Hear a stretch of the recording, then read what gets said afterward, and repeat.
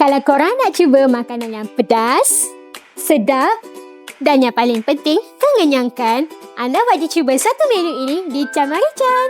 Jom masuk. Ini dia spicy braised beef lam mian soup. Kuah kaya dengan rempah, pedas yang cukup menyelerakan dan dihidangkan panas-panas. Mi lam mian ni dibuat segar, teksturnya yang kenyal dan memang puas setiap suapan. Dihidangkan juga dengan wayuk meatball yang lembut, berjus dan penuh dengan rasa daging.